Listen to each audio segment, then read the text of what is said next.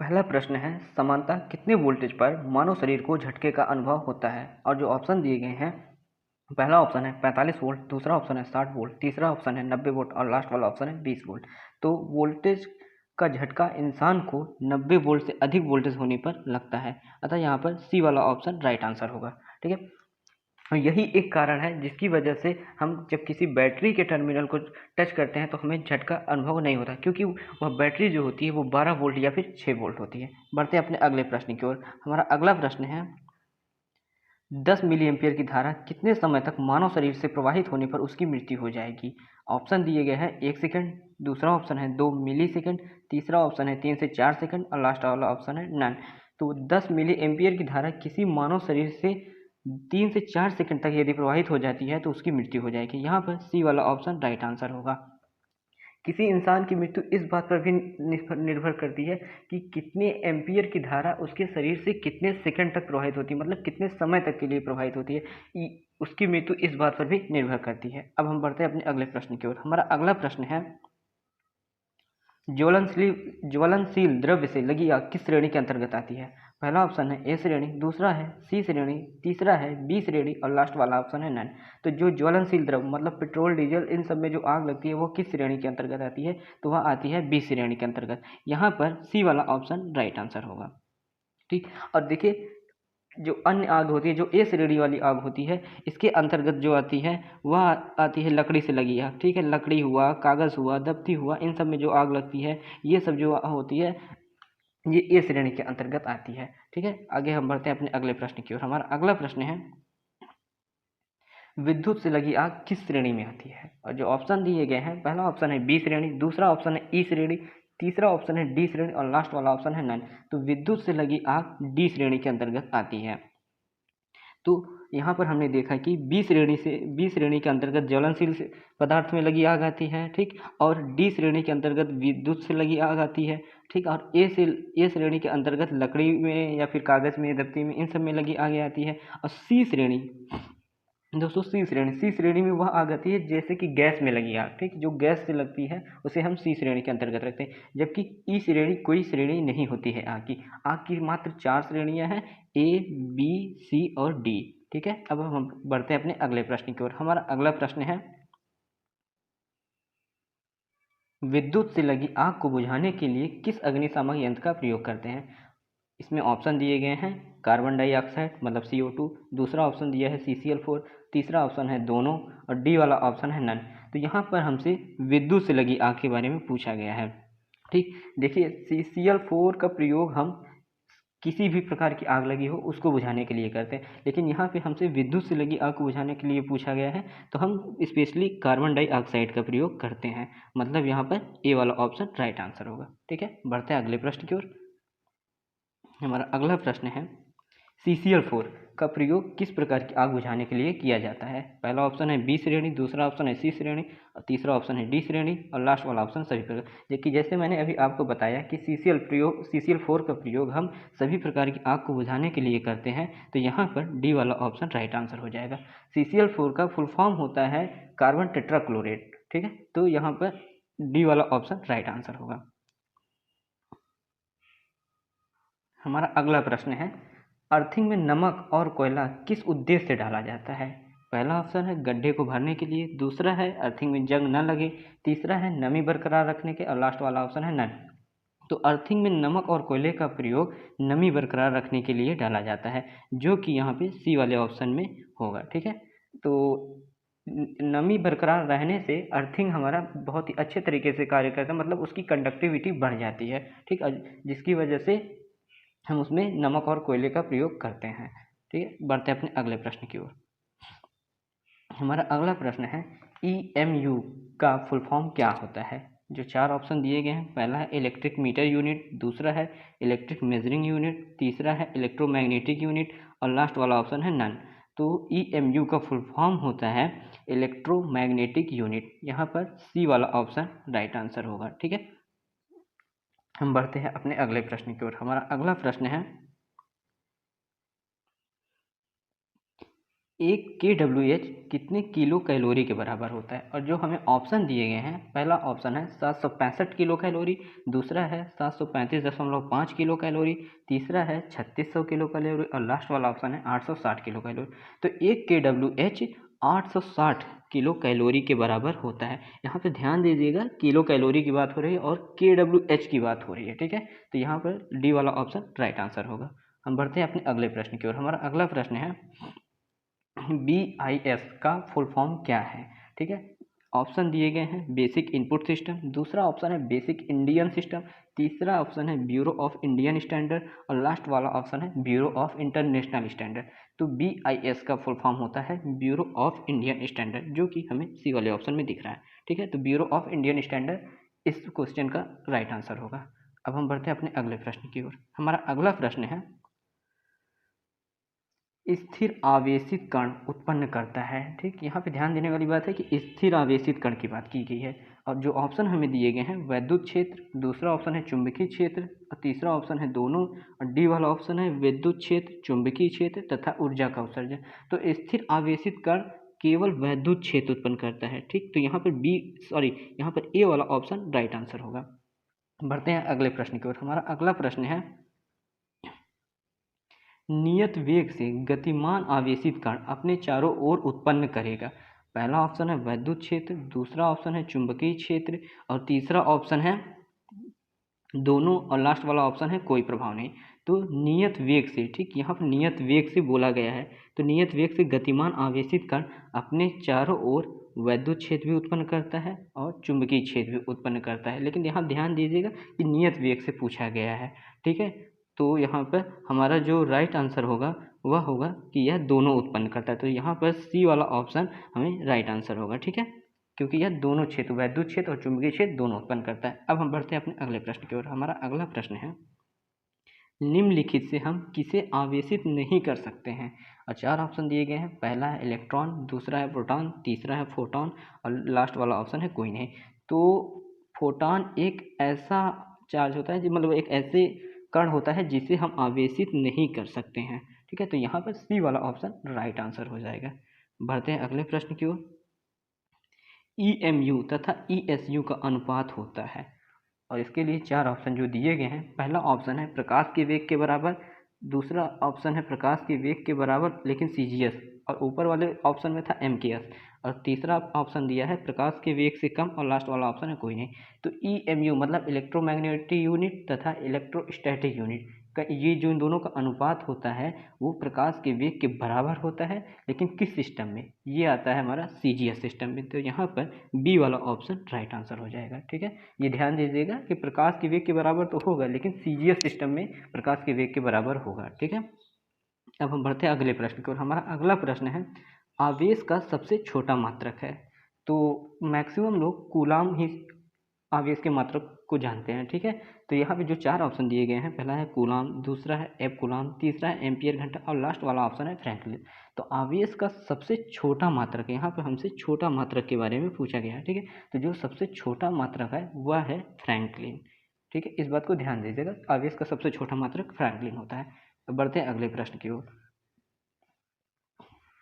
हमारा अगला प्रश्न है आवेश की सहायता से उत्पन्न करते हैं और जो हमें ऑप्शन दिए गए हैं वैद्युत क्षेत्र, चुंबकीय क्षेत्र, दोनों या फिर कोई नहीं।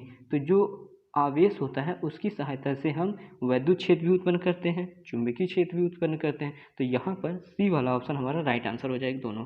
और इस प्रश्न से ही संबंधित प्रश्न अभी हमने पिछले कुछ प्रश्नों में किया है, ठीक है। मैंने बताया था वहाँ पर कि एक आवेशित चार्ज से क्या उत्पन्न होता है और एक गतिमान मतलब एक स्थिर आवेशित चार्ज क्या उत्पन्न करता है और एक गतिमान आवेशित चार्ज क्या उत्पन्न करता है। तो वहीं से ये क्वेश्चन बना हुआ है, मतलब वैद्युत क्षेत्र भी उत्पन्न करेगा, चुंबकीय क्षेत्र भी। अब बढ़ते हैं अपने अगले प्रश्न की ओर। हमारा अगला प्रश्न है आवेश है, ठीक है, मतलब आवेश है और इसके लिए ऑप्शन जो दिए गए हैं क्वांटीकृत है या फिर अक्वांटीकृत है या फिर दोनों है या फिर इनमें से कोई नहीं। तो आवेश हमारा जो होता है वह होता है क्वांटीकृत, ठीक है। तो यहाँ पर ए वाला ऑप्शन राइट आंसर हो जाएगा। बढ़ते हैं अगले प्रश्न की ओर। हमारा अगला प्रश्न है आवेश का मात्रक कूलाम किस पद्धति का मात्रक है, ठीक है। तो आवेश का मात्रक हम सभी जानते हैं कि कूलाम होता है, लेकिन वह किस पद्धति में है, CGS पद्धति में है या MKS पद्धति में है या फिर वो दोनों में है, ठीक। तो जो आवेश का मात्रक कूलाम होता है वह एमकेएस, ठीक है, एमकेएस सिस्टम में होता है, ठीक। अब बढ़ते हैं अगले प्रश्न की ओर। हमारा अगला प्रश्न है, एक कूलाम बराबर होता है। इसमें देखिए हमें 4 ऑप्शन दिए गए हैं। पहला ऑप्शन दिया गया है 1/3 गुणे 10 की घाते 9 कूलाम, और दूसरा ऑप्शन है 3 गुणे 10 की घाते 9 ESU, और तीसरा ऑप्शन है दोनों, और लास्ट वाला ऑप्शन है इनमें से कोई नहीं। तो जो एक कूलाम होता है वह होता है 3 गुणे 10 की घाते 9 ESU, और हाँ, एक 3 गुणे 10 की घाते 9 ESU के बराबर ही होता है, ठीक। तो यहाँ पर सिर्फ बी वाला ऑप्शन ही राइट आंसर हो जाएगा, ठीक है। अब बढ़ते हैं हम अपने अगले प्रश्न की ओर। हमारा अगला प्रश्न है, एक EMU बराबर होता है। तो जो हमें 4 ऑप्शन दिए गए हैं, पहला ऑप्शन है उसमें से 10 कूलाम, दूसरा ऑप्शन है 100 कूलाम, तीसरा ऑप्शन है 1000 कूलाम, और लास्ट वाला ऑप्शन है 96,500 कूलाम। तो जो एक EMU बराबर होता है वह होता है 10 कूलाम के, ठीक है। तो यहाँ पर ए वाला ऑप्शन राइट आंसर हो जाएगा, ठीक है। अब बढ़ते हैं हम अपने अगले प्रश्न की ओर। हमारा अगला प्रश्न है, EMU बटे में ESU बराबर होता है, किसके बराबर होता है। तो जो हमें 4 ऑप्शन दिए गए हैं, पहला ऑप्शन है 3000, दूसरा ऑप्शन है 3 गुणे 10 की घाते 10, और तीसरा ऑप्शन है 3 गुणे 10 की घाते 10 ESU, और लास्ट वाला ऑप्शन है बी एंड सी दोनों। तो जो यहाँ पर EMU और ESU का अनुपात होता है वह 3 गुणे 10 की घाते 10, ठीक है। मतलब बी वाला ऑप्शन यहाँ पे राइट आंसर हो जाएगा, ठीक है। अब हम बढ़ते हैं अपने अगले प्रश्न की ओर। हमारा अगला प्रश्न है, 1 एम्पीयर घंटा बराबर होता है। पहला ऑप्शन दिया गया है 36,000 कूलाम, दूसरा ऑप्शन दिया गया है 96,500 कूलाम, तीसरा ऑप्शन दिया गया है 3.6 कूलाम, और लास्ट वाला ऑप्शन दिया गया है 3600 कूलाम। तो 1 एम्पीयर घंटा जो होता है वह होता है 3600 कूलाम, मतलब यहाँ पर डी वाला ऑप्शन, ठीक, डी वाला ऑप्शन हमारा राइट आंसर होगा, ठीक है। अब बढ़ते हैं अगले प्रश्न की ओर। हमारा अगला प्रश्न है, 1 फैरेड बराबर होता है। जो ऑप्शन दिया गया है 3600 कूलाम, दूसरा ऑप्शन दिया गया है 3.6 गुणे 10 की घाते 6 कूलाम, तीसरा ऑप्शन दिया गया है 96,500 कूलाम, लास्ट वाला ऑप्शन दिया गया नन। तो यहाँ पे जो 1 फैरेड होता है वो 96,500 कूलाम के बराबर होता है, मतलब कि सी वाला ऑप्शन राइट हो जाएगा, ठीक है। अब बढ़ते हैं अगले प्रश्न की ओर। हमारा अगला प्रश्न है, रेशम के कपड़े तथा कांच की छड़ को आपस में रगड़ने पर धनावेश उत्पन्न होगा। यहाँ पर देखिए हमसे धनावेश के बारे में पूछा गया है, ठीक है। तो धनावेश, ठीक है, ये ध्यान देने वाली बात है कि रेशम के कपड़े तथा कांच की छड़ को जब हम आपस में रगड़ते हैं तो धनावेश किस पर उत्पन्न होगा, मतलब कि कपड़े पर उत्पन्न होगा या फिर कांच पर। तो धनावेश जो उत्पन्न होगा वह उत्पन्न होगा कांच की छड़ पर, मतलब यहाँ पे बी वाला ऑप्शन राइट होगा। और जो ऋणावेश उत्पन्न होता है वह रेशम के कपड़े पर उत्पन्न होता है, ठीक है। इस बात को ध्यान दीजिए कि धनावेश किस पर पूछा जा रहा है या फिर ऋणावेश किस पर पूछा जा रहा है, इस बात को ध्यान दीजिएगा। अब बढ़ते हैं अगले प्रश्न की ओर। अगला प्रश्न है, यदि 2 बिंदु आवेशों को निर्वात में रखने पर F बल लग रहा हो, यदि इन्हें मिट्टी के तेल में रख दें तो बल का मान क्या होगा, ठीक है। तो यदि हम इन्हें मिट्टी के तेल में रख दें तो बल का मान क्या होगा, क्या मतलब कैसा परिवर्तित हो, घट जाएगा, बढ़ जाएगा, या फिर अपरिवर्तित रहेगा, या फिर कोई मतलब इनमें से कोई ऑप्शन नहीं है। तो जो अगर जब हम किसी 2 बिंदु आवेशों को निर्वात से उठाकर किसी मीडियम के बीच में रख दें, मतलब उनके बीच में कोई 2 बिंदु आवेश अगर उनके बीच में हम कोई मीडियम रख देते हैं तो जो उनके बीच बल लगता है उनका मान क्या है, घट जाता है, ठीक है। तो यहाँ पर ए वाला ऑप्शन राइट आंसर होगा, ठीक, इस बात को ध्यान दीजिए। बढ़ते हैं अगले प्रश्न की ओर। हमारा अगला प्रश्न है, विद्युतशीलता का मात्रक होता है, और जो हमें ऑप्शन दिए गए हैं, पहला है न्यूटन मीटर प्रति वर्ग कूलाम, दूसरा ऑप्शन है वर्ग कूलाम प्रति न्यूटन वर्ग मीटर, और तीसरा ऑप्शन है दोनों, और लास्ट वाला ऑप्शन है इनमें से कोई। तो जो विद्युतशीलता का मात्रक होता है वह होता है वर्ग कूलाम प्रति न्यूटन वर्ग मीटर, मतलब कि कूलाम स्क्वायर प्रति न्यूटन मीटर स्क्वायर, ठीक है। मतलब कि यहाँ पे बी वाला ऑप्शन राइट आंसर हो जाएगा, ठीक है, ये ध्यान दीजिए, कूलाम स्क्वायर प्रति न्यूटन मीटर स्क्वायर। अब बढ़ते हैं हम अपने अगले प्रश्न की ओर। हमारा अगला प्रश्न है, यदि 2 सजातीय आवेश हों तो संतुलन की अवस्था पाने के लिए तीसरा आवेश रखना पड़ेगा कमजोर आवेश की ओर, दूसरा ऑप्शन है मजबूत आवेश की ओर, तीसरा ऑप्शन है मध्य में, और लास्ट वाला ऑप्शन है कोई नहीं। तो यहाँ पे यदि 2 सजातीय आवेश हों तो संतुलन की अवस्था पाने के लिए तीसरा आवेश हमें मध्य में रखना पड़ेगा, मतलब इन दोनों को मिलाने वाली रेखा के बीच में रखना पड़ेगा। यहाँ पर सी वाला ऑप्शन राइट आंसर हो जाएगा। ठीक है, अब बढ़ते हैं अगले प्रश्न की ओर।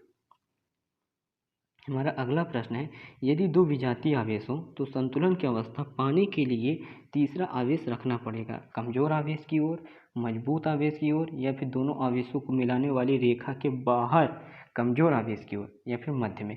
तो जब हम दो विजातीय आवेश, ठीक है, दो विजातीय आवेश हो तो उनको संतुलन की अवस्था पाने के लिए उनके बीच तीसरा आवेश जो हम रखते हैं वो दोनों आवेशों को मिलाने वाली रेखा के बाहर कमजोर आवेश की ओर रखते हैं, मतलब यहाँ पर सी वाला ऑप्शन राइट हो जाएगा।